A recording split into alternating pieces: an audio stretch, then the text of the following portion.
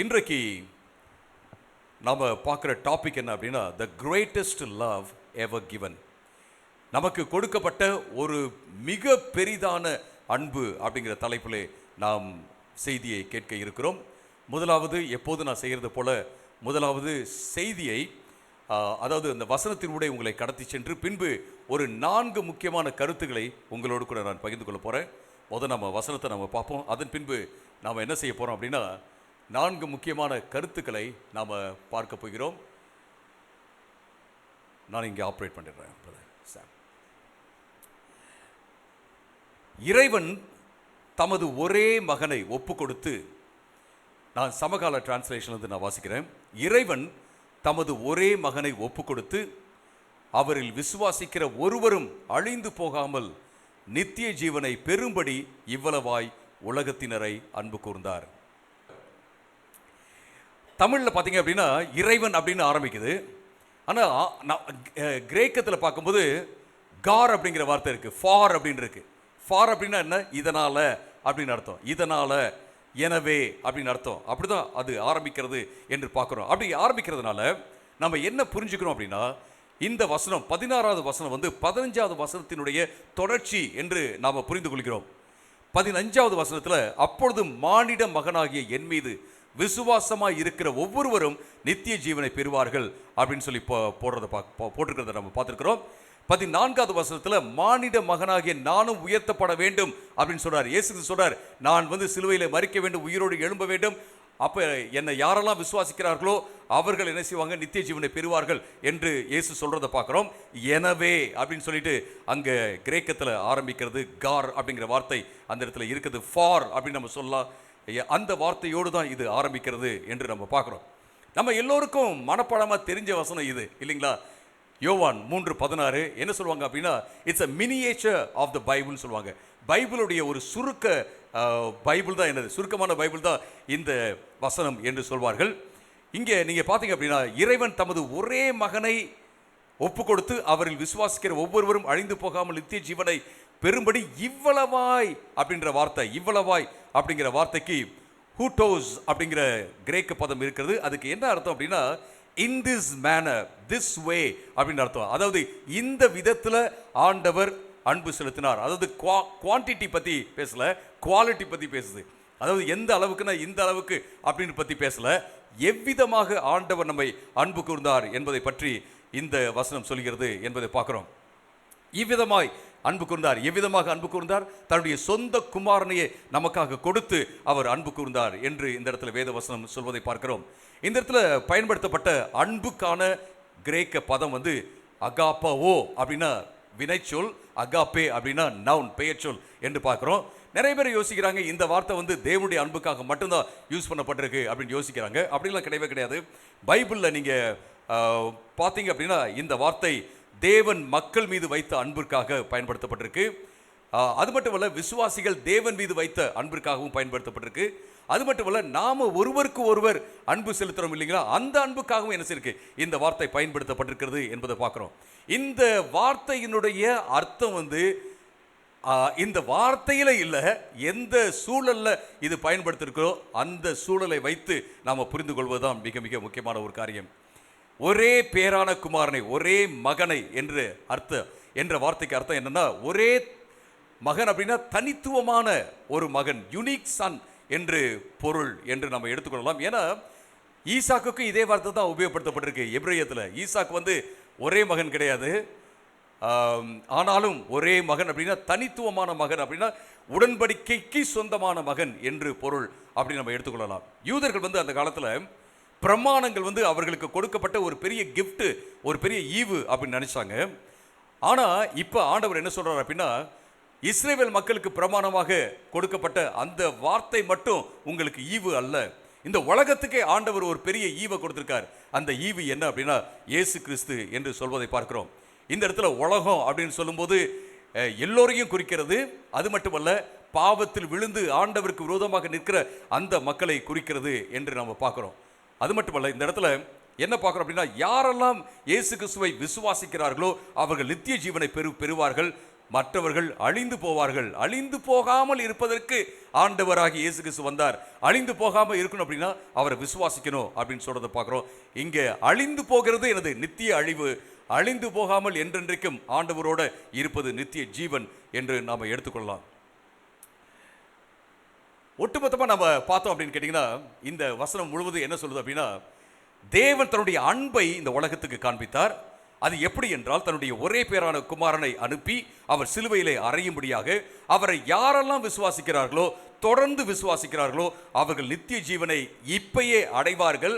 இந்த நித்திய ஜீவன் என்ன செய்யும் அப்படின்னா முழுமை பெறும் என்பதை நம்ம பார்க்கிறோம். அதற்கு எதிரான ஒரு காரியம் என்னன்னா நித்திய அழிவு. அடுத்தது நம்ம சில வசனங்களை வாசிக்கலாம். 17, 18 இந்த வசனங்களை வாசிக்கும் போது, உலகத்தை குற்றவாளி என்று தீர்ப்பதற்காக இறைவன் தமது மகனை அனுப்பாமல் தமது மகனின் மூலமாய் உலகத்தவர்களை ரட்சிப்பதற்காகவே அனுப்பினார் என்று நாம பார்க்கிறோம். ஆண்டவர் வந்து இந்த உலகத்துல தன்னுடைய மகனை அனுப்பினது, ஏய் நீங்க எல்லாம் குற்றவாளி, உங்களை நான் அழிக்க வந்திருக்கேன் அப்படின்னு சொல்றதுக்காக அல்ல. எதுக்கு வந்தார் அப்படின்னா, நான் உங்களை ரட்சிப்பதற்காக வந்தேன், உங்களை விடுவிப்பதற்காக வந்தேன் அப்படின்னு சொல்லுவதற்காக ஆண்டவர் இந்த உலகத்திற்கு வந்தார் என்று நம்ம பார்க்கிறோம். ஆண்டவர் பரலோகத்தின் மகிமையெல்லாம் விட்டுட்டு இந்த உலகத்துக்கு வந்தது எதுக்கு? அழிப்பதற்காக அல்ல, இந்த மக்களை ரட்சிப்பதற்காக, விடுவிப்பதற்காக என்பதை நம்ம பார்க்கிறோம். அப்ப ஆண்டவர் வந்து நியாயம் தீர்க்க மாட்டாரா? ஆண்டவர் வந்து தண்டிக்க மாட்டாரா அப்படின்னா நிச்சயமாக தண்டிப்பார், நியாயம் தீர்ப்பார். ஆனா ஆண்டவர் வந்ததுக்கான ஒரு பிரதான நோக்கம், முக்கியமான நோக்கம் என்ன அப்படின்னா, இந்த உலகத்திற்கு அன்பை காட்டுவதற்காக, இந்த உலகத்துக்கு ரட்சிப்பை காட்டுவதற்காக அப்படிங்கிறத நம்ம பார்க்குறோம். அருமையானவர்களே, இது ரொம்ப முக்கியமான ஒரு காரியம். அப்ப ரட்சிப்பு அப்படிங்கிறது தான் இந்த யோவான் சுவிசேஷத்தினுடைய மற்றும் பைபிளுடைய முக்கியமான ஒரு மைய கருத்து. என்னன்னா ரட்சிப்பு, முழுமையான ரட்சிப்பு. ஒருத்தவங்கள்ட்ட நான் பேசி ஒருத்தவங்க கேட்டாங்க, ரட்சிப்புனா என்ன அப்படின்னு கேட்டாங்க. அப்போ நான் சொன்னேன், ரட்சிப்புனா வேற ஒன்றுமே கிடையாது, இயேசுவுக்குள்ள நம்ம இயேசுவுக்கு எதிராளியாக இருக்கிறோம். ஆண்டவருக்கு கொடுக்க வேண்டிய மகிமையை நம்ம எல்லாவற்றுக்கும் பரப்பன ஊர்வன எல்லாவற்றுக்கும் நம்ம கொடுத்துட்டோம். நாம் இப்போ என்ன செய்கிறோம்னா ஆண்டவருக்குள்ளே நம்ம வந்து அவரோட உறவில் இருக்கிறோம்ல, அதுதான் ரட்சிப்பு, வேற ஒன்றுமே கிடையாது அப்படின்னு சொன்னேன். அதுக்கு வந்து ஒரு உதாரணம் கொடுத்தேன். ரட்சிப்பை வந்து சரியாக புரிந்து கொள்வதற்கு நமக்கு ஒரு சூப்பரான ஒரு உதாரணம் இருக்கு, எடுத்துக்காட்டு இருக்கு பைபிளில். அது என்ன அப்படின்னு கேட்டிங்கன்னா யாத்திராகமம் தான். யாத்திராகமத்தில் எப்படி ஆண்டவர் இஸ்ரவேல் மக்களை எகிப்து தேசத்திலிருந்து வெளியில் கொண்டு வந்தாரோ, எதற்கு? ஆண்டவரை ஆராதிப்பதற்காக கொண்டு வந்து அவர்களுக்கு எல்லா விதமான ஆசீர்வாதங்களை கொடுத்தாரோ, முழுமையான ஆசீர்வாதங்கள். அதாவது நாம சொல்ற மாதிரி ஆவிக்குரியது மட்டும் இல்லை, அவர் தேசத்தையும் கொடுத்தார், நிலத்தை கொடுத்தார், தன்னையும் கொடுத்தார், எல்லாவற்றையும் கொடுத்தாரோ. கொடுத்து எனக்காக நீங்க மக்களா இருங்க, என்ன செய்யுங்க, மற்றவங்களுக்கு சொல்லுங்க, எனக்கு நீங்க ஒளி, அது மட்டுமல்ல ஆசாரியர்களா இருங்க அப்படின்னு சொன்னாரோ. அதுதான் நமக்கு உண்மையான ஒரு எடுத்துக்காட்டு. எப்பெல்லாம் உங்களுக்கு கன்ஃபியூஷன் வருதோ, ரட்சிப்புனா என்ன அப்படின்னு யோசிச்சிங்கன்னா நேராக என்ன செய்யுங்க, யாத்திராகமத்துக்கு போங்க. நம்ம எல்லோருமே சரியாக புரிந்து கொள்வோம். அருமையானவர்களே, இது வந்து முக்கியமான ஒரு காரியம். இதுதான் பைபிளில் இருக்கிற ஒரு மைய கருத்து என்று நான் சொல்வேன். இயேசு இந்த இடத்துல சொல்றார், யாரெல்லாம் வந்து அவரை விசுவாசிக்கவில்லையோ இப்பொழுதே நியாய தீர்ப்பு ஆரம்பமாகிவிட்டதுன்னு சொல்றார். ஏன்னா அங்க இயேசு கிறிஸ்துவுடைய அற்புதத்தை பார்த்த எல்லோரும் இயேசுவை நம்பல, இயேசுவை விசுவாசிக்கல. நிறைய பேர் அவரை ரிஜெக்ட் பண்ணாங்க, அவர் வேண்டான்னு சொன்னாங்க அப்படிங்கிறத நம்ம பார்க்குறோம். அப்போ இந்த வசனத்தினுடைய மைய கருத்து என்ன அப்படின்னு கேட்டிங்கன்னா, தேவன் இந்த உலகத்துக்கு வந்த முக்கியமான நோக்கம் என்னன்னா மக்களை ரட்சிப்பதற்காக. ஆனால் எல்லோரும் அவரை ஏற்றுக்கொள்ளவில்லை, அவரை நிராகரித்தார்கள், அலட்சியம் செய்தார்கள், வேண்டாம் என்று சொன்னார்கள். யாரெல்லாம் வேண்டாம்னு சொல்றாங்களோ, ரிஜெக்ட் பண்றாங்களோ அவர்கள் நியாய தீர்ப்பில் இருக்காங்க. ஆனால் யாரையும் ஆண்டவர் கண்டம் பண்ணுவதற்காக இந்த உலகத்துக்கு வரவில்லை, நியாயம் தீர்ப்பதற்காக வரவில்லை என்பதை தான் நம்ம பார்க்குறோம். அடுத்து நீங்கள் 19 21 வரை நீங்கள் வாசிங்க அப்படின்னா, 19 21 வரை அந்த நியாய தீர்ப்பு, அதாவது ஆண்டவரை விசுவாசிக்காததினால் வருகிற நியாய தீர்ப்பு, அந்த நியாய தீர்ப்பு என்னவென்றால், உலகத்திற்குள் வெளிச்சம் வந்தது, மனிதர் வெளிச்சத்தை அல்ல இருளையே விரும்பினார்கள், ஏனெனில் அவர்களது செயல்கள் தீயவைகளாய் இருந்தன. தீய செயல்களை செய்கிற ஒவ்வொருவரும் வெளிச்சத்தை வெறுக்கிறார்கள், தமது தீய செயல்கள் வெளியரங்கமாகிவிடும் என்று அவர்கள் வெளிச்சத்திற்குள் வரமாட்டார்கள்.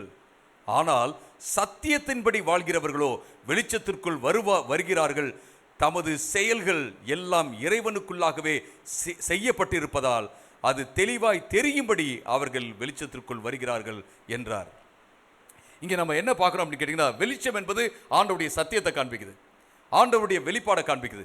இருள் என்பது பாவத்தை காண்பிக்கிறது, மறைக்கிறத காண்பிக்கிறது என்பதை நம்ம பார்க்கிறோம். யாரெல்லாம் வெளிச்சத்தை விரும்பலையோ, யாரெல்லாம் நல்ல காரியத்தை ஆண்டவருக்குள்ள இருந்து செய்யலையோ, அவங்க என்ன சொல்றாங்க, தங்களுடைய காரியங்களை மறைத்துக் கொள்கிறார்கள், வெளிச்சத்துக்கு வருவதில்லை என்று நம்ம பார்க்கிறோம். ஏன்னா வெளிச்சத்துக்கு வந்தா எது தவறு என்று தெரிந்துவிடும் என்பதற்காக அவர்கள் வரவில்லை என்பதை நம்ம பார்க்கிறோம். இயேசு கிறிஸ்துவை நீங்க பார்த்தீங்கன்னா, அவர் வெளிச்சமாக வந்து எல்லோரையும் எக்ஸ்போஸ் பண்ணி, எல்லோரையும் கண்டம் பண்ணி, நீங்களாம் பாவி அப்படின்னு சொல்ற அப்படிப்பட்ட ஒரு தேவனாக வேத வசனத்தில் நம்ம பார்க்கவே இல்லை. ஆண்டவர் வந்து பாவி என்று பிடிக்கப்பட்டு அவருக்கு முன்பாக நிறுத்தப்பட்ட பெண்ணை கூட பார்த்து இயேசு சொல்றாரு, இனி பாவம் செய்யாதே போ அப்படின்னு சொல்றாரு. நானும் உன்னை ஆக்கினைக்குள்ளாக தீர்க்கவில்லை, இனி பாவம் செய்யாதே போ என்று சொல்லி இயேசு அனுப்புவதை பார்க்கிறோம். ஸோ இந்த வெளிச்சம் எதுக்காக? இந்த வெளிச்சம் வந்து நம்மளை கிளீன் பண்றதுக்காக, இந்த வெளிச்சம் வந்து நமக்கு சுகத்தை கொடுப்பதற்காக என்பதை நம்ம பார்க்கிறோம். அருமையானவர்களே, இந்த வெளிச்சத்தை மக்கள் நிராகரித்தார்கள், இயேசுவை நிராகரித்தார்கள் அப்படிங்கிறத இயேசு இந்த இடத்துல சொல்றாரு. ஏன் நிராகரித்தார்கள்? அவர்களுடைய உள்ளத்துல இருட்டு இருந்ததுனால, அவர்கள் இருளிலே வாழ்ந்ததுனால, அவர்கள் இருட்டை விரும்பினார்கள் என்று வேதவசனம் சொல்லுது. அவர்கள் இருட்டை விரும்பினதுனாலே அவர்கள் என்ன செஞ்சாங்கன்னா இயேசு கிறிஸ்துவை நிராகரித்தார்கள் என்று நம்ம பார்க்கிறோம். இந்த இடத்துல யாரும் வெளிச்சத்தை தன்னால அவங்க வந்து நான் வெளிச்சத்துக்கு சொந்தம், நான் வெளிச்சத்துக்கு வந்துடுறேன் அப்படின்னு சொல்ல மாட்டாங்க. யாரெல்லாம் மறுபிறப்பு அடைகிறார்களோ, நாம முன்னாடி பார்த்தது போல யாரெல்லாம் மறுபிறப்பு அடைகிறார்களோ, யாரெல்லாம் ஆவியினாலும் ஜலத்தினாலும் ஆவியினால பிறக்கிறார்களோ, அவர்கள் தான் என்ன செய்வாங்க அப்படின்னா இந்த வெளிச்சத்துக்கு சொந்தமாக இருப்பார்கள் என்று நம்ம பார்க்கிறோம். அவர்கள் என்ன செய்வாங்க, ஆண்டவருக்கு பிரியமான காரியத்தை செய்வார்கள். அந்த காரியங்கள் எல்லாமே வெளிச்சத்தில் நடப்பது போன்ற காரியங்கள் என்பதை நம்ம பார்க்கிறோம். இந்த வசனத்தில் முக்கியமான கருத்து எல்லாத்தையும் ஒட்டுமொத்தமாக பார்த்தோம்னா, ஆண்டவர் வந்து என்ன செய்றாரு, இங்கே வெளிச்சமாக வருகிறார். அவர்தான் நமக்கு வெளிச்சம். அவர் யாரெல்லாம் அன்பு செலுத்துகிறார்களோ அவர்கள் அந்த வெளிச்சத்தில் நடப்பார்கள். யாரெல்லாம் அன்பு செலுத்தவில்லையோ அவர்கள் அந்த வெளிச்சத்தை என்ன செய்றாங்க, அவாய்ட் பண்றாங்க, தவிர்க்கிறார்கள், வேண்டாம் என்று சொல்கிறார்கள் என்பதை நம்ம பார்க்கிறோம். யாரெல்லாம் சத்தியத்தை தேடுகிறார்களோ அவர்கள் ஆண்டவர்கிட்ட வராங்க, ஆண்டவருடைய விசுவாசத்தில் இருக்கிறாங்க, அதன் மூலமாக அவர்கள் வெளிச்சத்திலே அவர்கள் இருக்கிறார்கள் என்பதுதான் பார்க்கிறோம். ஒரு 4 முக்கியமான கருத்துக்களை உங்களோடு கூட நான் பகிர்ந்து கொள்ள போறேன் இன்னைக்கு காலை வேளையில, இந்த வசனங்களை அடிப்படையாக வைத்து. மொதல் கருத்து என்ன அப்படின்னா, recognize the depth of God's love. ஆண்டவருடைய அன்பின் ஆழத்தை நாம புரிந்து கொள்வது மிக மிக முக்கியமான ஒரு காரியம். அருமையானவர்களே, ஆண்டவர் வார்த்தையில மட்டும் நான் அன்பு செலுத்துறேன் அப்படின்னு சொல்லல. அவர் அன்பை செய்து காண்பித்தார், அன்பை செயலாக்கமாக காண்பித்தார் அப்படின்றத நம்ம பார்க்கிறோம். எப்படி காண்பித்தார்? சிலுவையிலே இவ்விதமாக அவர் மரித்து காண்பித்தார் அப்படிங்கிறத நம்ம பார்க்கிறோம். தேவன் தன்னுடைய ஒரே குமாரனை இந்த உலகத்தில் கொடுத்து அவர் காண்பித்தார் என்று பார்க்கிறோம். நாம அனைகிட்ட சொல்லலாம், உங்களை ரொம்ப நேசிக்கிறேன் பிரதர்.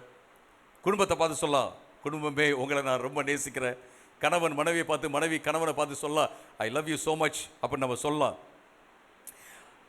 ஆனா வேத வசனத்தில் அன்புனா என்ன அப்படின்னா, அன்பு gives up something. அன்பு வந்து சில காரியங்களை விட்டு கொடுக்கும் என்று நம்ம பார்க்கிறோம். நீங்களும் நானும் எதையும் விட்டு கொடுக்காம அன்பு செலுத்துறேன்னு சொன்னோம்னா அந்த அன்பு வேதத்தின்படியான தேவ அன்பின் அடையாளம் அல்ல. அப்ப இப்படி எடுத்துக்கலாமா, நான் மட்டும்தான் விட்டு கொடுக்கணும், அப்ப மற்றவங்களாம் விட்டு கொடுக்க கூடாதா அப்படின்னா அப்படி கிடையாது. Mutual giving up, mutually giving up something for somebody else or the ones we love. யாரை நம்ம நேசிக்கிறோமோ அவர்களுக்காக நாம எதையாவது விட்டு கொடுப்போம். இப்போ 2 பேர் இருக்காங்கன்னு வச்சுங்களேன், இப்போ நானும் என் மனைவி இருக்கோம்னா நான் அவங்களுக்காக சில காரியங்களை விட்டு கொடுக்கணும், அவங்க எனக்காக விட்டு கொடுக்கணும். நான் விட்டு கொடுக்க மாட்டேன், நீ தான் விட்டு கொடுக்கணும் அப்படின்னா அது வேத அன்பு அல்ல. அவங்க இப்படி நினைச்சாங்கன்னு வச்சுங்களேன், நான் விட்டு கொடுக்க மாட்டேன், நீங்க தான் விட்டு கொடுக்கணும்னு நினைச்சா அதுவும் தேவ அன்பு அல்ல. ஒருத்தங்களை விட்டு கொடுக்கும்போது என்ன செய்யும் அப்படின்னா நம்ம ஒருத்தங்களை நேசிக்கிறோம். இதுதான் தேவ அன்பு. ஆண்டவர் தன்னையே விட்டு கொடுத்தார், நமக்காக சாக்ரிஃபைஸ் பண்ணார் அப்படிங்கிறத பார்க்குறேன். இன்னைக்கு வந்து சாக்ரிஃபைஸ் பண்ணுறதுக்கு யாருக்குமே மனசே இல்லை. ஒரு ஐஸ்கிரீம் கூட சாக்ரிஃபைஸ் பண்ண மாட்டேன்றாங்க, ஒரு கேக்கு கூட சாக்ரிஃபைஸ் பண்ண மாட்டேன்றாங்க. சிஸ்டர் சூசன் பார்க்குறாங்க, அப்படிதான் இருக்கு இன்னைக்கு. சாக்ரிஃபைஸ் பண்ணுறது மனசு இல்லை. நம்ம சாக்ரிஃபைஸ் எல்லாம் பண்ணாமல் நாம அன்பு அன்பு செலுத்துறோம், I love you so much, I love you so much, I love you, அதுல அர்த்தமே கிடையாது. அதுக்கு பேசாம சொல்லாமலே இருக்கலாம். அருமையானவர்களே, இது ரொம்ப ரொம்ப முக்கியமான ஒரு காரியம் என்று நம்ம பார்க்கிறோம். ஆண்டவர் வார்த்தையினால மட்டுமல்ல செயலினாலே காண்பித்தார். அந்த செயல்படுத்தப்பட்ட அன்பு காஸ்ட்லி, அது விலைமதிப்பற்றது என்று பார்க்கிறோம். அது ஒரு நோக்கத்தோட செய்யப்பட்ட அன்பு, தியாகத்தோட செய்யப்பட்ட அன்பு என்பதை நான் பார்க்கிறோம். இப்படி என்னோடு கூட சேர்ந்து நீங்க இமேஜின் பண்ணுங்க, ஒரு குழந்தை ஒரு வீட்டுக்குள்ள மாட்டிக்கிச்சு, அந்த வீடு எரிஞ்சுக்கிட்டு இருக்கு. நாமெல்லாம் என்ன செய்வோம்? வெளியில நின்று, ஐயோ பாவம் என்ன செய்யுதுன்னு தெரியலையே, யாரும் கத்துற மாதிரி இருக்குல்ல, என்ன பண்றது தெரியலையே, பாவம் அது ஒருவேளை அது செத்துருமோ அப்படின்னு நாம இங்கே உட்காந்து பேசிட்டு இருக்கலாம். பல்வேறு வார்த்தையில யூஸ் பண்ணி நம்ம எந்த அளவுக்கு அது மேல அக்கறையா இருக்கிறோம் அப்படிங்கிறத பேசலாம், பரிதாபப்படலாம். ஆனா அவங்க அம்மா வந்தாங்கன்னு வச்சுங்களேன், உள்ளுக்குள்ள ஓடிடுவாங்க. அப்பா வந்தாருன்னா அவங்க உள்ளுக்குள்ள ஓடுவார், எப்படி குழந்தைய காப்பாற்றலாம் அப்படின்னு அவர் பாப்பார். உள்ளுக்குள்ள போயிட்டு நாம வெளில நின்று என்ன வேணாலும் பேசலாம். பாவம் அந்த குழந்தை அப்படின்னு சொல்லலாம், பரிதாபமான குழந்தை, என்ன நடக்குதோ தெரியலையே, எப்படியாவது வந்துச்சுன்னா பரவாயில்லையே, நம்ம ஜெபம் பண்ணலாமா அப்படின்லாம் நம்ம பேசலாம். ஆனால் அப்பா என்ன செய்வார்? உள்ளுக்குள்ள ஓடுவார். அம்மா என்ன செய்வாங்க? உள்ளுக்குள்ள ஓடுவாங்க. அந்த அன்பு தான் ஆண்டவர் காண்பித்த அன்பு. ஹல்லேலூயா, பிரைஸ் தி லார்ட். அந்த அன்பை நாம என்ன செய்யணும் அப்படின்னு கேட்டீங்கன்னா, நம்ம ஒருவருக்கு ஒருவர் வெளிப்படுத்துவது மிக மிக முக்கியமான ஒரு காரியம். அருமையானவர்களே, நிறைய பேர் கேட்குறாங்க, ஆண்டவர் என்ன நேசிக்கிறாரா அப்படின்னு கேட்குறாங்க. ஏன் எனக்கு இவ்வளவு கஷ்டம் வந்துச்சு, ஏன் எனக்கு இவ்வளவு துன்பம் வருகிறது, ஏன் எனக்கு இந்த வியாதி, ஏன் எனக்கு இந்த நஷ்டம் அப்படின்னு சொல்லிட்டு, ஏன் எனக்கு நியாயமே இல்லை இப்படிப்பட்ட ஒரு சூழல் அப்படின்னு சொல்லிட்டு நிறைய பேர் கேட்குறாங்க. உங்களுக்கும் எனக்கும் ஆண்டவர் சொல்ற ஒரு காரியம் என்ன அப்படின்னா, அவருடைய அன்பை நீங்க அளந்து பார்க்க எப்பயாவது யோசித்தீங்க அப்படின்னா, ஆண்டவருடைய அன்பை அளந்து பார்ப்பதற்கு எப்பயாவது நீங்க யோசித்தீங்கன்னா, ஒரே அளவுகோல் என்ன அப்படின்னா சிலுவை தான். தன்னையே நமக்காக கொடுத்த தேவன் மற்ற எல்லாவற்றையும் கொடுக்க மாட்டாரா? அப்படி அன்பு காட்டின அந்த தேவன் எல்லாவற்றிலும் நமக்கு அன்பை காட்ட மாட்டாரா? அதை நாம மனதில் வைத்துக் கொள்வது மிக மிக முக்கியமான ஒரு காரியம். அருமையானவர்களே, இன்றைக்கு சோஷியல் மீடியாவில் நீங்கள் ஏதாவது போஸ்ட் போட்டிங்கன்னா என்ன செய்வாங்க? நம்ம போடுற போஸ்ட் எல்லாமே நல்ல போஸ்டாக தான் இருக்குது. நல்லா சாப்பிட்ற பிரியாணி, அப்புறம் நல்லா ட்ரெஸ் போட்டு அப்படி இப்படி எல்லாம் போஸ்ட் கொடுத்து எல்லாம் போடுறாங்க. எல்லாமே எல்லாம் சூப்பராக இருக்குது அப்படின்னு நினச்சிக்கிறோம். ஆனால் ஒவ்வொருத்தவங்க வாழ்க்கையிலையும் ஒரு சோகம் இருக்கிறது, ஒவ்வொருத்தவங்க வாழ்க்கையிலையும் பாடுகள் இருக்கிறது அப்படிங்கிறத பார்க்குறோம். அதை யாரும் போடுறதில்ல. அப்படியே போட்டாலும் நம்ம என்ன செய்வோம்? ப்ரேயிங் ஃபார் யூன்னு போடுவோம். ஆனால் நீங்கள் ப்ரேயர் பண்ணுறீங்களோ இல்லையோ, இயேசு கிறிஸ்து உங்களுக்காக 24 மணி நேரமும் பரிந்து பேசுகிறவராக இருக்கிறார். ஹல்லேலூயா. பரிசுத்த ஆவியானவர் உங்களுக்காக, எனக்காக, நமக்காக நம்முடைய ஆதங்கத்தோட முனகளோட அவரும் என்ன செய்யறாருன்னா சேர்ந்து நமக்காக ஜெபம் பண்றாரு அப்படிங்கிறத பார்க்கிறோம். அருமையானவர்களே, அந்த அளவுக்கு அவர் நம்மளை நேசிக்கிறார். இன்னைக்கு என்ன சொல்றாங்க அப்படின்னு கேட்டீங்கன்னா, நிறைய ஸ்டடீஸ், ஆய்வுகள் சொல்லுகிறது, இவ்வளவு சோஷியல் மீடியா, இவ்வளவு கனெக்டிவிட்டி எல்லாம் இருந்தாலும் கூட, தொடர்புகள்லாம் இருந்தாலும் கூட, மக்கள் இன்றைக்கும் தனிமையில் தான் இருக்கிறாங்க. நீங்கள் 5000 ஃப்ரெண்ட்ஸ் வச்சுருக்கீங்க ஃபேஸ்புக்கில், எல்லாரும் வந்துடுவாங்களா? நீங்கள் ராத்திரி கூப்பிட்டா, ஐயோ எனக்கு தலைவலி இல்லை, வரமாட்டாங்க. சிலர்லாம் ஒரு லைக்கை போட்டு விடுவோம், இல்லைன்னா கேட்டுருவாங்க, என்ன லைக்கே போடல அப்படின்னு. அதுக்காகவே போடுற ஆட்கள் இருக்காங்க. அருமையானவர்களே, இன்னும் மக்கள் தனிமையில் தான் இருக்காங்க, இன்னும் மக்கள் கவலையில் தான் இருக்காங்க, இன்னும் மக்கள் மன அழுத்தத்தில் தான் இருக்காங்க. இன்னும் மக்கள் எப்படி தான் ஃபீல் பண்ணுறாங்க? என்னை யாரும் பார்க்க மாட்டேன்றாங்க, என்னை யாரும் தேட மாட்டேன்றாங்க, என்னை யாரும் மதிக்க மாட்டேன்றாங்க அப்படிங்கிற நிலையில தான் இருக்கிறாங்க. ஆண்டவர் நம்மளை பார்த்து இன்னைக்கு காலையில் சொல்றார், நான் உங்களை மதிக்கிறேன் அப்படின்னு சொல்றாரு, நான் உங்களை தேடி தான் வந்தேன் அப்படின்னு சொல்றார், நான் உங்களை காணும் தேவன், நீங்க எனக்கு தேவை அப்படின்னு ஆண்டவர் சொல்றாரு. அதனால தான் நான் உங்களுக்காக இறங்கி வந்தேன் அப்படின்னு சொல்றாரு. அதனால தான் நான் என்னுடைய ஒரே பேரான குமாரனை உங்களுக்காக கொடுத்தேன் என்று சொல்றதை நம்ம பார்க்குறோம். அருமையானவர்களே, அந்த அளவுக்கு ஆழமான அன்பு. யாருடைய அன்பு அப்படின்னா தேவனுடைய அன்பு என்பதை நம்ம பார்க்குறோம். முக்கியமான காரியம். அடுத்து நம்ம பார்க்குற விஷயம் என்னன்னா, அவாய்ட் ஸ்பிரிச்சுவல் கம்ப்ளேசன்சி.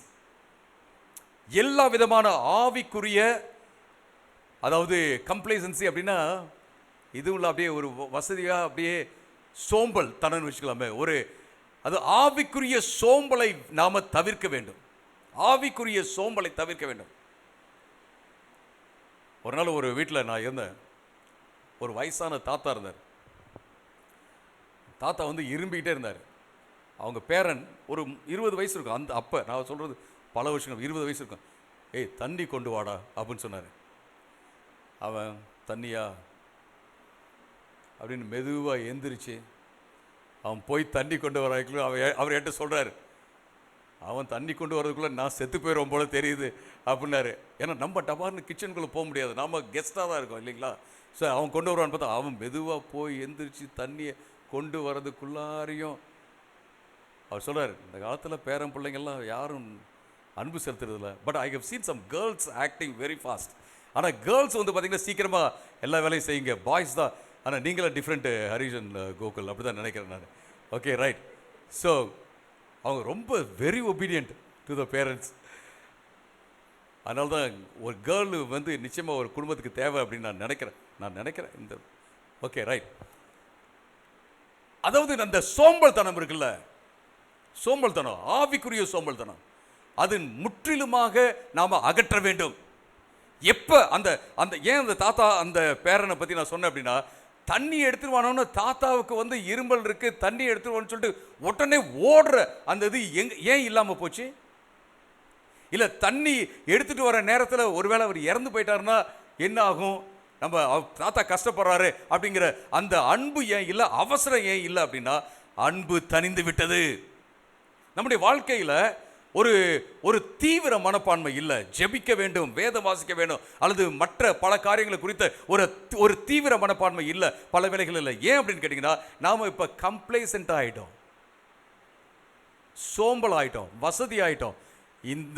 இதுல இருந்து எந்திரிக்கிறதே என்னது நமக்கு கஷ்டம் அப்படின்னு நம்ம யோசிக்கிறோம். அதனால தான் இந்த மாதிரி ஆகிறது. அருமையானவர்களே, இந்த இடத்துல இயேசு சொல்றார், இந்த உலகம் ஏற்கனவே நியாயம் தீர்க்கப்பட்டிருக்கு, ஆக்கினைக்குள்ளாக தீர்க்கப்பட்டிருக்கு. ஏன் அப்படின்னா அவர்கள் என்னை விசுவாசிக்கவில்லை அப்படின்னு அவர் சொல்றாரு.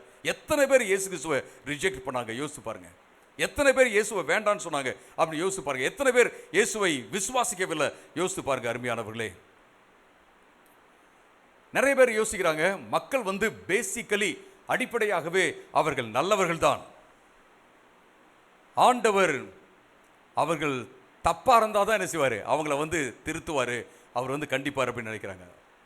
உண்மையிலே நாம் என்னது நல்லவர்கள் கிடையாது, 100% பர்ஃபெக்ட்லாம் கிடையாது. சிலர்லாம் சொல்லுவாங்க, பாஸ்டர் என்ன பாருங்க பாஸ்டர் எவ்வளவு கஷ்டம், ஏன் ஆண்டவர் வந்து நல்லவங்களுக்கெல்லாம் இவ்வளவு கஷ்டத்தை கொடுக்குறாருன்னு தெரியல அப்படின்னு என்கிட்ட சொல்லுவாங்க. நான் திரும்பி பார்ப்பேன், யார் நல்லவங்க இங்கே இருக்கிறாங்க? பாஸ்டர் என்னையை பார்த்தா, உங்களை பார்த்தா நீங்கள் சொல்கிறீங்களா? இங்கே யாருமே நல்லவங்களே கிடையாது. சில பலர் அப்படி சொல்கிறத நான் பார்த்துருக்கேன். ஏன் என்னை பாருங்கள் பாஸ்டர் நல்லவங்க, இந்த உலகத்தில் நடக்கிற எல்லா கெட்ட காரியத்துக்கும் நீங்களும் நானும் தான் காரணம், டைரக்ட்லி ஆர் இன்டைரக்ட்லி, மறைமுகமாகவோ நேர்முகமாகவோ நாம் எல்லோருமே காரணங்களாக இருக்கிறோம். அருமையானவர்களே, இது ரொம்ப முக்கியமான ஒரு காரியம். இங்கே யாருமே நல்லவங்க கிடையாது. எனவே நாம் என்ன சொன்ன ஒரு தீவிர இன்னும் நல்லாகணும், இன்னும் நல்லாகணும், இப்படி நம்ம இருந்துடக்கூடாது அப்படின்ற அந்த ஒரு நிலைப்பாடு நமக்கு வேணும். அருமையானவர்களே, ரொம்ப ரொம்ப முக்கியமான ஒரு காரியம். நீங்கள் யோசித்து பாருங்க, ஒரு வியாதி உள்ளவர் இருக்கிறாரு, உயிருக்கே ஆபத்தான வியாதி அவருக்கு இருக்கிறது. அவர் ஒவ்வொரு நாளும் அவர் யோசிக்கிறார், நான் நல்லா இருக்கிறேன், நான் நல்லா இருக்கேன், ஹெல்த்தியாக தான் இருக்கேன், ஒன்றும் பிரச்சனை இல்லை. ஒரு 4 பேர் வந்து அதில் வேறு 4 பேர் வந்து சொல்லுவாங்க, பார்க்கறதுக்கு நீங்கள் ரொம்ப நல்லா இருக்கீங்க, நல்லா இருக்கீங்க, நல்லா இருக்கீங்க அப்படின்னு சொல்லுவாங்க. எல்லாரும் சொல்கிறாங்க நல்லா இருக்கீங்க அப்படின்னு அவர் சொல்லிக்கொண்டே இருப்பார் என்றால் அவர் தன்னை ஏமாற்றி கொண்டிருக்கிறார். நமக்கு வியாதி இருக்குதா, அந்த வியாதியினுடைய தீவிரம் என்ன, எந்த அளவுக்கு அது நம்மை அழிக்கிறது என்பதை அறிந்து கொள்வதற்கு நம்ம ஒரு டாக்டர்கிட்ட போகணும். டாக்டர் வந்து டயக்னோஸ் பண்ணுவாங்க, அதுக்கப்புறம் சொல்லுவாங்க, உங்களுக்கு இந்த வியாதி முத்தி போயிருக்கு, அல்லது 1வது ஸ்டேஜில் இருக்குது, 2வது ஸ்டேஜில் இருக்குது, நீங்கள் இந்த ட்ரீட்மெண்ட் எடுக்கணும் அப்படின்னு டாக்டர் சொல்லுவாங்க.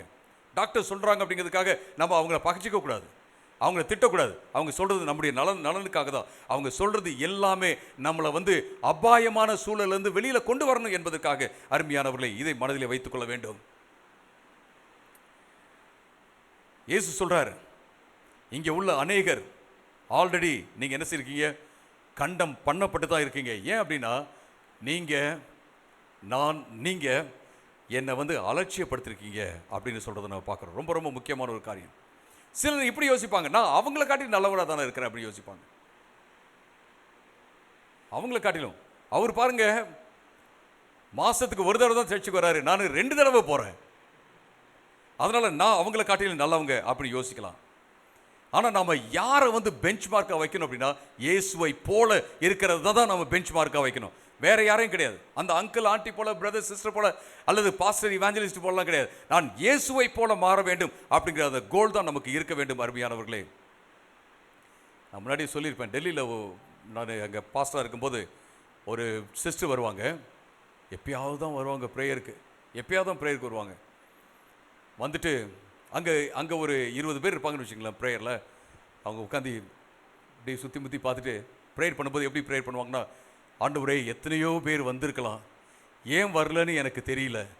இவங்க வந்ததே என்றைக்காவது ஒரு நாளைக்கு தான், 3 மாதத்துக்கு 4 மாதத்துக்கு ஒரு தடவை தான். ஆனால் அவங்க சுற்றி பார்த்துட்டு என்ன ப்ரேயர் பண்ணுவாங்க, என்றைக்குமே யாருமே வரல, என்ன செஞ்சுட்டு இருக்காங்கன்னு தெரியல.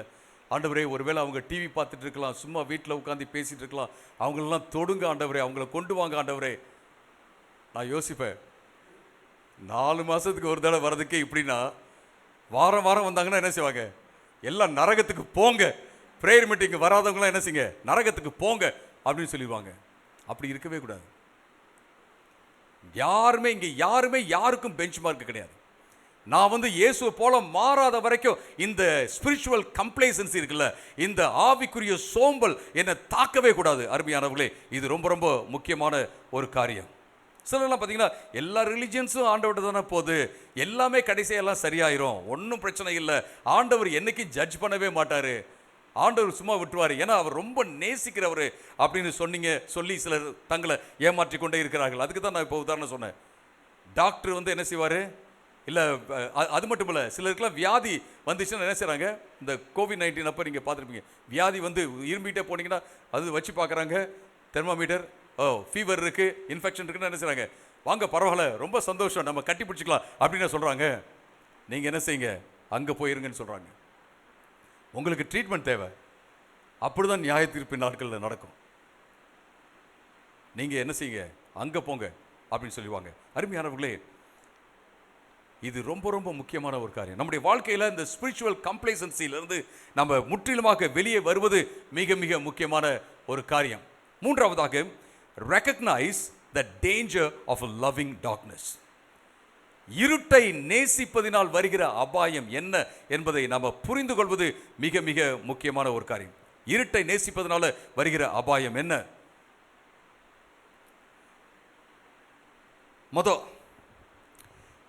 இயேசு இந்த இடத்துல என்ன சொல்றாரு அப்படின்னா, சிலர்லாம் இப்படி சொல்ல, இயேசு சொல்ற காரியம், சிலர் இருட்டை விரும்புகிறார்கள் சொல்றாரு.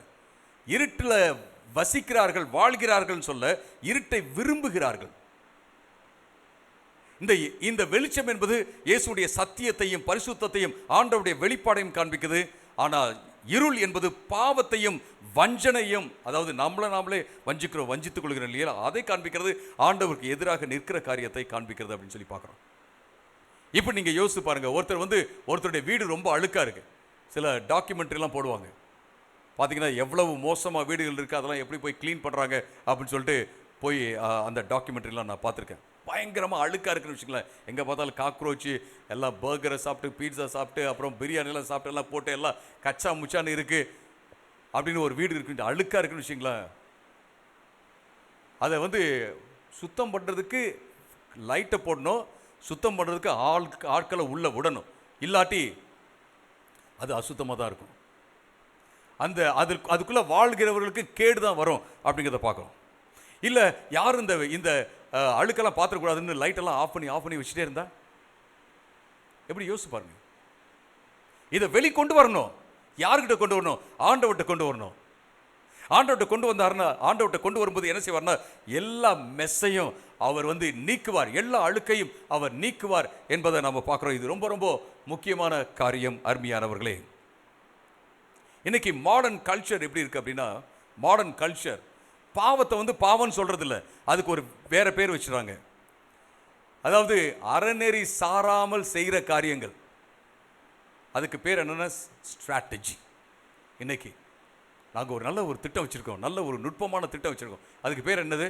யாராவது ஏமாத்துறது, ஏதாவது தந்திரமாக பண்ணுற காரியத்துக்கு பேர் ஸ்ட்ராட்டஜி. எப்போ அவங்க வந்து காம்ப்ரமைஸ் பண்ணுறாங்களோ, காம்ப்ரமைஸ் பண்ணி எப்படியாவது காம்படிஷனில் தந்திரமாக காரியங்களை செய்யணுமோ, அதுக்கு பேர் அவங்க வச்சுருக்காங்க சர்வைவல் மோடில் இருக்கும். அருமையானவர்களே, ஒவ்வொன்றுக்கும் ஒரு பேர் வச்சுக்கலாம். நம்ம இதுதான் ஸ்ட்ராட்டஜின்னு பேர் வச்சுக்கலாம், அல்லது சர்வைவல்னு பேர் வச்சுக்கலாம். ஆனால் உள்ளுக்குள்ளே நம்ம பார்க்கும்போது நமக்கு தெரியும், ஓ இதில் உள்ளுக்குள்ளே பார்த்தோம்னா இதில் தந்திரம் இருக்குது, இதில் வஞ்சகம் இருக்குது, இதில் என்னது அடுத்தவனை கொண்டாவது நம்ம என்ன செய்யணும், வாழ்க்கையில் முன்னேறணும் அப்படிங்கிற காரியம் இருக்குது அப்படிங்கிறது நமக்கு தெரியும். அதை நம்ம என்ன செய்யணும்னா ஆண்டவர்கிட்ட கொண்டு வர வேண்டும். ஆண்டவர் அதை மாற்றுவார் என்பதில் எந்த சந்தேகமும் இல்லை. இங்கே பார்த்தீங்க அப்படின்னா வெளிச்சத்தை எதிர்க்கிறார்கள் மக்கள், வெளிச்சத்தை எதிர்க்கிறாங்க. ஏன் அப்படின்னா அவர்களுடைய இதயத்தில் வெளிச்சம் இல்லை என்பதனால அவங்க என்ன செய்றாங்க, வெறுக்கிறாங்க. இதயத்தில் அவங்க வெளிச்சத்தை ஏற்றுக்கொள்ளவில்லை, எனவே வெளியரங்கமாக அவர்கள் வெளிச்சத்தை வெறுக்கிறார்கள் சொல்லி நான் பார்க்குறோம். இன்னைக்கு நீங்கள் இமேஜின் பண்ணுங்கள், நீங்கள் ஒரு பெரிய கம்பெனி நடத்துறீங்க, நீங்கள் தான் சிஇஓ, அங்கே அக்கௌண்ட்ஸ் டிபார்ட்மெண்ட்டுக்கு இன்சார்ஜாக இருக்கிறவர் பயங்கரமாக ஃப்ராட் பண்ணிட்டாரு. நீங்கள் என்ன பண்ணுவீங்க? ஒன்றும் பிரச்சனை இல்லை, நான் உங்களை ரொம்ப நேசிக்கிறேன் பிரதர், அப்படியே நீங்கள் செஞ்சுக்கிட்டே இருங்க அப்படின்னு சொல்லுவீங்களா? அப்படி சொல்ல மாட்டீங்க. சரி, ஒரு இன்வெஸ்டிகேஷன் வைப்போம், என்ன தான் எக்ஸாக்ட்லி நடந்துச்சுன்னு சொல்லிட்டு ஒரு ஆடிட்டரை வச்சு என்ன செய்வீங்க, எல்லாத்தையும் கணக்கு வைப்பீங்க. எங்கெங்கெல்லாம் தப்பு நடந்திருக்குதோ அதுக்கெல்லாம் விளக்கம் கேட்பீங்க. ஒரு விசாரணை மாதிரி நடக்கும். அதுக்கப்புறம் என்ன செய்வீங்க, ஆக்ஷன் எடுப்பீங்க. இப்படிலாம் எடுக்கும்போது நாம் அந்த கம்பெனியில் வேலை செய்கிறோன்னு வச்சுங்களேன், நாம் எல்லாம் இப்படி சொல்லுவோமா, என்ன இப்படி செய்கிறாங்க, அன்பே இல்லை, இரக்கமே இல்லை அப்படின்னு சொல்லுவோமா, அல்லது நியாயம் கிடைக்கணும் அப்படின்னு சொல்லுவோமா? அதுபோல தான் ஆண்டவர்கிட்ட நம்ம வரும்போது என்ன செய்யறோம்னா, சில வேளைகளில் ஆண்டவர் சில வாங்க உட்காந்து கணக்கு பார்க்கலாம் அப்படின்னு சொல்கிறாரு. கணக்கு பார்க்கும்போது, ஏன் இங்கெல்லாம் விடுபட்டு போச்சு, இங்கெல்லாம் நீங்கள் ஏன் இப்படி காசு ஏமாத்துனீங்க, இங்கே ஏன் இப்படி விட்டீங்க அப்படின்னு சொல்லி அவர் நம்மகிட்ட கணக்கு கேட்பார். நம்ம அப்படி சொல்லும்போது, சரி இனி இப்படி செய்யாத, நீ நல்லா இரு அப்படின்னு அவர் சொல்வார். ஆண்டவர் நம்மை சுகப்படுத்துவதற்காக அதை செய்கிறார். நம்மளை தூக்கி நரகத்தில் போடுறதுக்காக செய்யல, நம்மை இந்த உலகத்திலேயே இப்பொழுதே சுகப்படுத்துவதற்காக அவர் செய்கிறார் அப்படிங்கிறத பார்க்குறோம் அருமையானவர்களே. அப்போ நம்ம என்ன செய்யணும், நம்மளை ஆண்டவர்கிட்ட கொண்டு வரணும். ஆண்டவரே உங்களுடைய வெளிச்சத்துக்கு என்னை கொடுக்குற ஆண்டவரே அப்படின்னு கொடுப்பது மிக மிக முக்கியமான ஒரு காரியம். அடுத்தது பார்த்தீங்கன்னா, பர்சிவியர் இன் ஜென்யூன் ஃபெய்த். உண்மையான விசுவாசத்தில் நீங்கள் தொடர்ந்து நீங்கள் நடந்து கொண்டே இருங்க அப்படிங்கிறத நம்ம பார்க்குறோம். உண்மையான விசுவாசத்தில் தொடர்ந்து ஓடிக்கொண்டே இருங்க அப்படிங்கிறத நம்ம பார்க்குறோம். யாரெல்லாம் இயேசுவை விசுவாசிக்கிறார்களோ அவர்கள் கெட்டு போகாமல் நித்திய ஜீவனை அடைவார்கள். சூப்பர். கெட்டு போகாமல் நித்திய ஜீவனை அடைவார்கள். விசுவாசிக்கிறார்களோ அப்படிங்கிற வார்த்தையை நீங்கள் பார்க்கும்போது, இந்த விசுவாசிக்கிற பிலீவ் அப்படிங்கிற வார்த்தை எப்படி இருக்குன்னா, ப்ரெசன்ட் பார்ட்டிசிபிளில் இருக்கு. பிலீவிங் அப்படின்னு தான் இருக்கு. கிரேக்கத்தில் பிலீவிங். யாரெல்லாம் விசுவாசித்துக் கொண்டே இருக்கிறார்களோ. நான் 1986 விசுவாசிச்சேன், அது கிடையாது.